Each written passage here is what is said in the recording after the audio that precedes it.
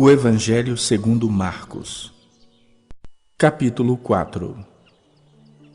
Voltou Jesus a ensinar à beira-mar, e reuniu-se numerosa multidão a ele, de modo que entrou num barco onde se assentou, afastando-se da praia. E todo o povo estava à beira-mar na praia. Assim, lhes ensinava muitas coisas por parábolas no decorrer do seu doutrinamento. Ouvi: eis que saiu o semeador a semear. E ao semear, uma parte caiu à beira do caminho, e vieram as aves e a comeram. Outra caiu em solo rochoso, onde a terra era pouca, e logo nasceu, visto não ser profunda a terra. Saindo, porém, o sol a queimou, e porque não tinha raiz, secou-se. Outra parte caiu entre os espinhos, e os espinhos cresceram e a sufocaram, e não deu fruto. Outra, enfim, caiu em boa terra e deu fruto, que vingou e cresceu, produzindo a 30, a 60 e a 100 por um. E acrescentou: quem tem ouvidos para ouvir, ouça. Quando Jesus ficou só, os que estavam junto dele com os 12 o interrogaram a respeito das parábolas. Ele lhes respondeu: a vós outros vos é dado conhecer o mistério do reino de Deus, mas, aos de fora, tudo se ensina por meio de parábolas, para que vendo, vejam e não percebam, e ouvindo, ouçam e não entendam, para que não venham a converter-se e haja perdão para eles. Então lhes perguntou: não entendeis esta parábola, e como compreendereis todas as parábolas? O semeador semeia a palavra. São estes os da beira do caminho, onde a palavra é semeada. E enquanto a ouvem, logo vem Satanás e tira a palavra semeada neles. Semelhantemente, são estes os semeados em solo rochoso, os quais, ouvindo a palavra, logo a recebem com alegria. Mas eles não têm raiz em si mesmo, sendo antes de pouca duração. Em lhes chegando a angústia ou a perseguição por causa da palavra, logo se escandalizam. Os outros, os semeados entre os espinhos, são os que ouvem a palavra, mas os cuidados do mundo, a fascinação da riqueza e as demais ambições, concorrendo, sufocam a palavra, ficando ela infrutífera. Os que foram semeados em boa terra são aqueles que ouvem a palavra e a recebem, frutificando a 30, a 60 e a 100 por um. O segundo livro de Samuel, capítulo 9. Certo dia, Davi perguntou: será que alguma pessoa da família de Saul ainda está viva? Se está, eu quero fazer alguma coisa boa para essa pessoa, por causa de Jonatas. Havia um escravo chamado Ziba, da família de Saul. Alguém lhe disse que fosse falar com o rei Davi. Você é Ziba? Sim, sou eu mesmo. Às suas ordens. Ainda existe alguém da família de Saul para quem eu possa fazer alguma coisa boa, como prometi a Deus? Sim. Existe um filho de Jonatas. Ele é aleijado dos 2 pés. Onde está ele? Na casa de Maquir, filho de Amiel, na cidade de Lodebar.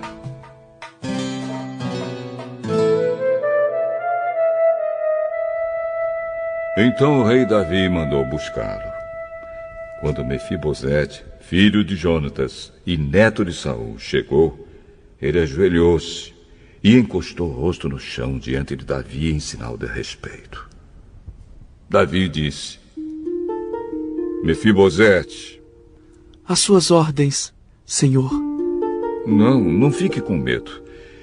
Eu serei bondoso com você por causa de Jonatas, o seu pai. Eu lhe darei de volta todas as terras que pertenciam ao seu avô Saul. E você será sempre bem-vindo à minha mesa. Mefibosete se curvou novamente e respondeu: valho mais do que um cachorro morto. Por que o Senhor é tão bondoso comigo? Então o rei chamou Ziba, o escravo de Saul, e disse: Eu estou devolvendo a Mefibosete, o neto do seu patrão, tudo o que pertencia a Saul e a sua família. Você, os seus filhos e os seus empregados cultivarão a terra para a família do seu patrão Saul e farão a colheita para que eles tenham comida. Mas Mefibosete comerá sempre à minha mesa. Ziba tinha 15 filhos e 20 empregados. Ele respondeu: Farei tudo o que o senhor mandar.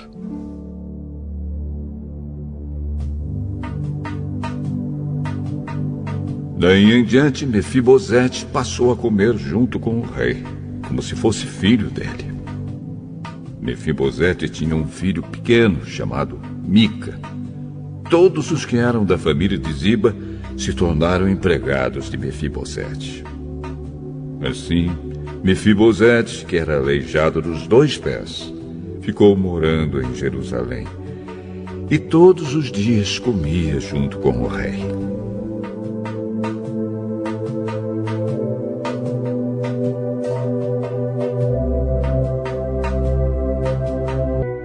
O segundo livro de Samuel, capítulo 10.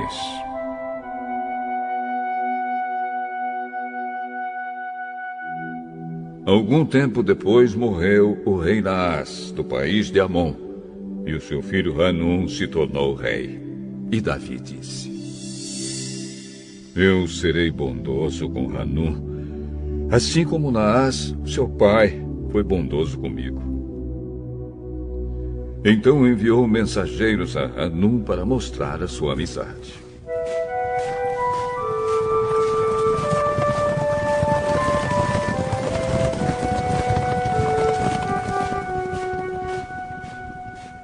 Porém, quando os mensageiros chegaram à cidade de Rabá, as autoridades amonitas disseram ao seu rei: O senhor pensa que é em honra do seu pai que Davi enviou estes homens para mostrar amizade? É claro que não. Ele os mandou aqui como espiões, a fim de conhecerem a cidade, para poderem destruí-la. Então Hanum pegou os mensageiros de Davi, raspou um lado da barba deles, cortou as suas roupas até a altura das nádegas e os mandou embora. Quando Davi soube disso, enviou outros mensageiros ao encontro deles, porque eles estavam muito envergonhados. Davi mandou-lhes dizer que ficassem na cidade de Jericó e que só voltassem quando as suas barbas tivessem crescido de novo.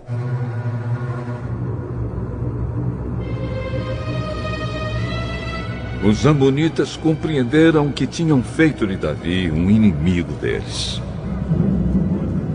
Por isso, contrataram 20.000 soldados sírios das cidades de Bet-Reob e Zoba. Também contrataram o rei da cidade de Maacá com 1.000 homens e 12.000 homens da cidade de Tobi.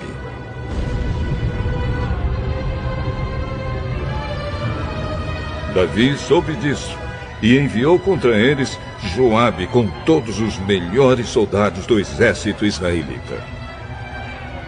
Os amonitas saíram e tomaram posição na entrada da cidade de Rabá, enquanto os outros, os sírios de Zoba e de Reob e os homens de Tobi e Maacá, tomaram posição em campo aberto. Joabe viu que as tropas inimigas os atacariam pela frente e por trás. Então escolheu os melhores soldados de Israel e os colocou de frente para os sírios. Deixou o resto das suas tropas sob o comando do seu irmão, Abisai, que as colocou de frente para os amonitas.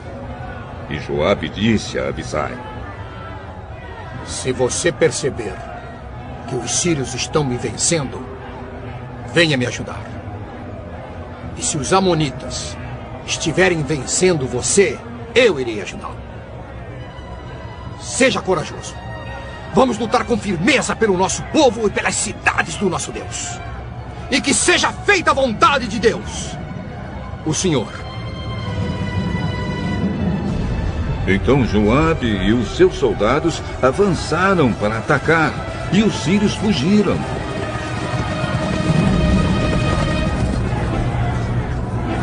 Os amonitas viram os sírios fugindo. Então também fugiram de Abisai e voltaram para dentro da cidade.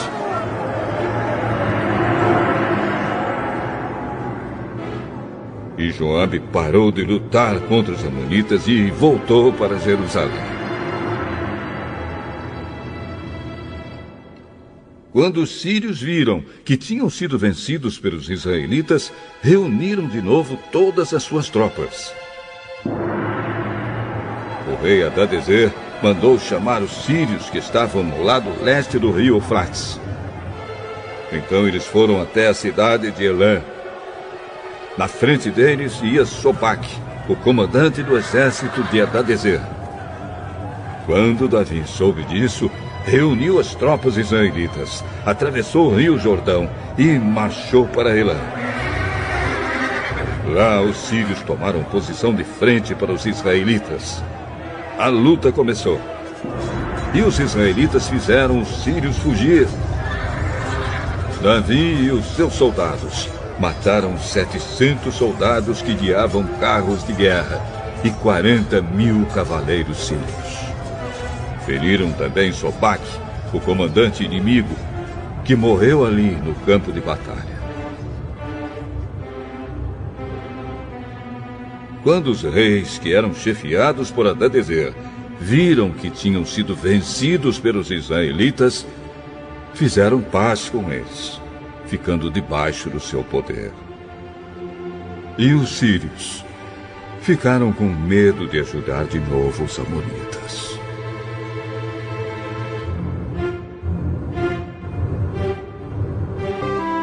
Daniel, capítulo 5.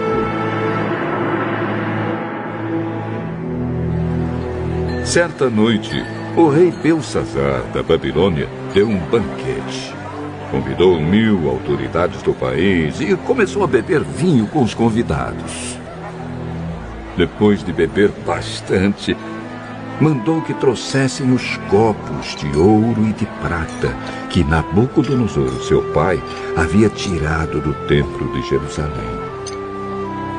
Belsazar queria os copos para que ele, os seus convidados de honra e as suas mulheres e as suas concubinas os usassem para beber vinho.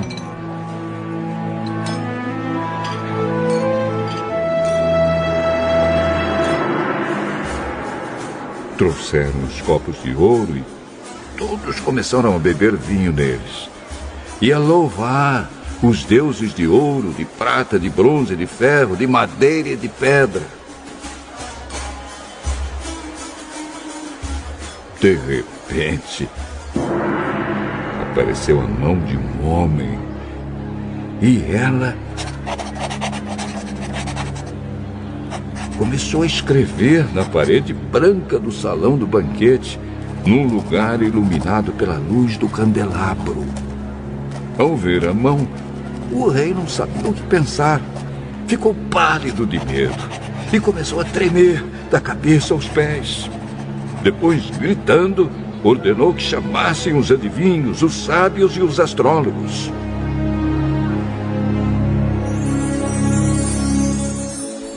Logo que eles chegaram, Belsazar disse: aquele que ler o que está escrito na parede e me explicar o que quer dizer, será vestido com roupas de púrpura e receberá uma corrente de ouro para pôr no pescoço, e será a terceira autoridade mais importante no meu reino.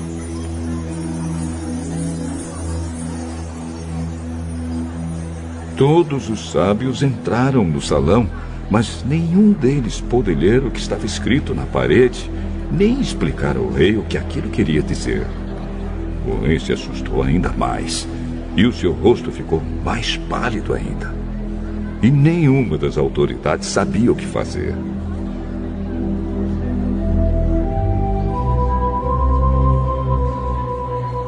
Então a rainha mãe, que tinha ouvido os gritos do rei e dos seus convidados de honra, entrou no salão e disse ao rei: Que o rei viva para sempre. Não se assuste, nem fique pálido assim, pois aqui no seu reino há um homem que tem o espírito dos santos deuses. Quando Nabucodonosor, o seu pai, era rei, esse homem provou que era ajuizado, inteligente e sábio, tão sábio como os deuses. E o rei Nabucodonosor pôs esse homem como chefe dos sábios, adivinhos, feiticeiros e astrólogos. Pois Daniel, esse homem a quem o rei deu o nome de Beltesazar, pensa com muita clareza. Ele é sábio e inteligente e pode interpretar sonhos, explicar coisas misteriosas e resolver assuntos difíceis. Portanto, chame Daniel e ele explicará o que está escrito na parede.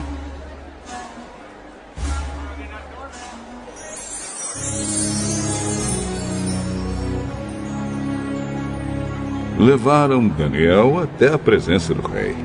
E este perguntou: Você é mesmo aquele Daniel? Um dos judeus que meu pai, o rei Nabucodonosor, trouxe de Judá como prisioneiro? Já me disseram que o espírito dos deuses está em você e que você pensa com muita clareza e é muito inteligente e sábio. Há pouco estiveram aqui os sábios e os astrólogos que eu mandei chamar para que lessem as palavras que estão escritas na parede e me explicassem o que elas querem dizer. Porém, eles não puderam dar nenhuma explicação. Mas alguém me disse que você pode explicar mistérios e resolver assuntos difíceis. Portanto, se você puder ler o que está escrito e me explicar o que quer dizer, você será vestido com roupas de púrpura e receberá uma corrente de ouro para pôr no pescoço. E será a terceira autoridade mais importante do meu reino. Daniel respondeu: O senhor pode ficar com os seus presentes, ou então dá-los a outra pessoa. Mesmo assim, eu vou ler as palavras que estão escritas na parede e vou explicar ao senhor o que elas querem dizer. Ó rei, o Deus Altíssimo deu o reino ao seu pai, o rei Nabucodonosor. E lhe deu também poder, glória e majestade. O poder que Deus lhe deu era tão grande que todos os povos do mundo tremiam de medo na presença dele. Se ele queria, matava uma pessoa, ou se queria, deixava que vivesse. Elevava uns e rebaixava outros. Mas ele ficou tão vaidoso, tão teimoso e tão cheio de si, que foi derrubado do poder e perdeu toda a sua glória. Foi expulso do meio dos seres humanos. Perdeu o juízo e agia como um animal. Morava com jumentos selvagens. Comia capim como os bois e dormia ao ar livre, ficando molhado pelo sereno. Isso durou até que ele reconheceu que o Deus Altíssimo domina todos os reinos do mundo e coloca como rei quem ele quer. E o Senhor, ó rei Beltesazar, filho de Nabucodonosor, sabia de tudo isso, mas mesmo assim não tem sido humilde. Pelo contrário, o Senhor desafiou o rei do céu e mandou trazer os copos que foram tirados do templo dele, a fim de que o Senhor, os seus convidados de honra, as suas mulheres e as suas concubinas bebessem vinho neles. Além disso, o Senhor deu louvores a deuses de prata, de ouro, de bronze, de ferro, de madeira e de pedra, que não veem, não ouvem e não sabem nada. Mas o Senhor não deu glória a Deus, aquele que tem o poder de matar ou de deixar viver, e que decide tudo o que acontece com o Senhor. É por isso que ele mandou essa mão escrever na parede estas palavras: Mene, Mene, Tekel e Parsim.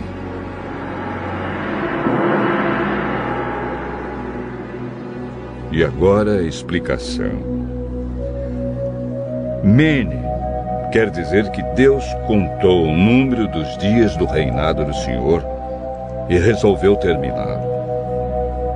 Tekel quer dizer que o Senhor foi pesado na balança e pesou muito pouco. Pérez quer dizer que o seu reino será dividido e entregue aos medos e aos persas.